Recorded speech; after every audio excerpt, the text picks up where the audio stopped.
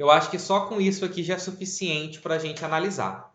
Então vamos lá. Primeira coisa, quais são as forças que atuam nesse bloco, pessoal? E a peso está apontada para onde, Luiz? A força peso ela sempre puxa para o centro da Terra, sempre para baixo. Então olha só, aqui vai estar a nossa força peso. Então essa aqui é a força peso do meu bloquinho, ela sempre está para baixo, não interessa se é um plano inclinado ou não. Então essa aqui sempre vai ser a minha força peso. E como ele está em cima de uma superfície, ele não tem uma força de reação da superfície? Essa força que sempre faz um ângulo de 90 graus com a superfície. Normal. E lembra que aqui, pessoal, se ele for se deslocar, ele vai se deslocar nessa orientação aqui, ó, na orientação do plano inclinado. Se ele for descer, ele vai descer para cá. Então a gente considera que esse aqui é o meu eixo X. E para cá, então, eu teria o meu eixo Y assim, ó. Então para cá vai estar o meu eixo Y. Então para cá eu tenho X e para cá eu tenho o meu Y. E aquele ângulozinho que eu fiz aqui de 45 graus, ele sempre é o mesmo que está junto aqui com o meu peso. Porque esse meu peso ele vai ter uma componente para cá, lembra da decomposição vetorial que a gente estudou? Ela aparece aqui também. Para cá eu teria o meu peso, só que na direção Y. Então aqui eu tenho o meu PY. E, consequentemente, para cá eu terei também minha componente peso, só que na direção X. Então, para cá, eu tenho a minha PX. Então, toda vez que eu tenho meu plano inclinado, eu tenho que fazer isso. Eu desenho a força-peso e já falo, ó, vai ter uma componente X para cá e vai ter uma componente Y para cá. E esse ângulo de 45, ele sempre vai junto ali com o meu PY. Beleza até aqui?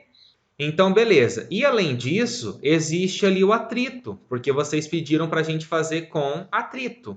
Então, graças a gente fazer com atrito, ele vai descer para cá. Se ele vai descer para cá, a força de atrito ela tenta dificultar esse movimento de descida dele.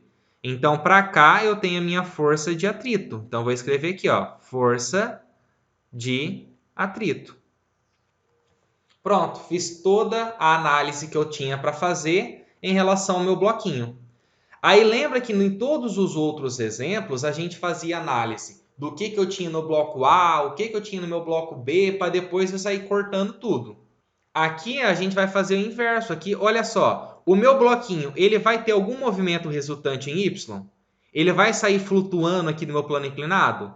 Não. Ele vai entrar para dentro aqui do meu plano inclinado? Não também. Então, isso significa que a normal é igual ao peso de Y. Então, o que eu tenho que fazer? A análise apenas aqui no eixo X. Então, eu vou até escrever aqui, ó, no eixo X, temos qual que é a força responsável para ele entrar em movimento, para ele descer? Qual desses vetores aqui que é o responsável para ele descer, que está na direção e no sentido dele descer? Isso, Px. Então, ó, Px, ela é positiva. E quem que está se opondo a esse movimento dele descer? Quem dificulta ele descer? A força de atrito. Exatamente. Então, ela é negativa, ó, menos força de atrito. Tem mais alguma coisa atuando no meu bloquinho na direção X aqui? Não. Então, isso vai ser igual à massa do meu bloquinho vezes a minha aceleração. Aí agora eu sei calcular cada coisa dessa. Vou fazer aqui em cima, ó. Vamos analisar quem que vai ser o nosso Px. O Px, pessoal, ele está com o ângulo ou ele está sem o ângulo? Px, ele está com o ângulo ou sem ângulo? Sem ângulo. Logo, lembra da decomposição vetorial que a gente viu lá em sala? Vai ser então P sem θ. P sem θ. Beleza? Então, aqui no lugar do Px, eu posso escrever então, ó, P seno de θ, menos a força de atrito. A gente já viu que a força de atrito ela é igual à minha força normal que multiplica o coeficiente de atrito. Só que lembra que eu falei para vocês? Nesse caso, a minha força normal ela é igual à força peso de y. Então, eu posso reescrever essa equação como sendo, no lugar da normal, eu coloco peso de y vezes μ. Só que o que é peso de y? Se Px é P seno θ, o nosso Py ele vai ser igual a P cosseno θ, porque ele está com o ângulo. Então, como ele está com ângulo, coteta aqui, ele vai ser P cosseno θ. Então, eu ainda posso reescrever isso aqui, ó, que é a minha força de atrito, ela será igual ao PY, que é P cosseno θ, que ainda multiplica o meu coeficiente de atrito, μ. Então, aqui no lugar da força de atrito, eu vou escrever P cosseno θ vezes μ. Isso vai ser igual a massa vezes a aceleração. Então, olha só, peso é massa vezes a gravidade. Eu já vou até resolver aqui direto, que fica mais fácil para eu substituir, porque é só um bloquinho. Eu sei que peso é igual a massa vezes a gravidade.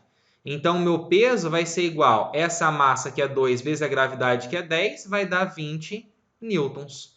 Então, no lugar do peso, eu vou pôr aqui 20 vezes seno do ângulo. O ângulo não é 45? Quanto que é seno de 45? A gente já viu que é raiz de 2 sobre 2.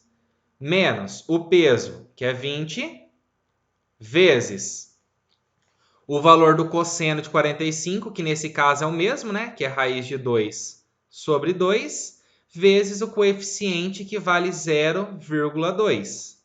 Isso vai ser igual à massa do meu bloquinho, que é de 2 kg, vezes a aceleração dele, que é o que eu vou determinar. Então, continuando aqui em cima, nós teremos aqui, ó, 20 dividido por 2 é 10. Então, fica 10 raiz de 2. 10 raiz de 2. Menos aqui também, ó, 20 dividido por 2 é 10, só que esse 10 multiplica 0,2. E 10 vezes 0,2 dá 2. Raiz de 2 igual a 2 vezes a minha aceleração, 2a. Aqui eu tenho operações com radicais, ó, 10 raiz de 2 menos 2 raiz de 2 dá 8 raiz de 2, igual a 2 vezes a minha aceleração. O 2 está multiplicando, passa para o lado de cá dividindo. Aí eu faço a divisão. 8 dividido por 2 eu encontro 4. Então, minha aceleração é igual a 4 raiz de 2 metros por segundo ao quadrado. E aqui finalizamos esse nosso exercício a respeito do plano inclinado. O que vocês me dizem, galera? Bastante coisinha? Mas merece o selo ou não merece o selo? Esse selo aqui, ó, para quem é das antigas vai lembrar. Vamos ver se vocês lembram. Lindo, bonito e forever?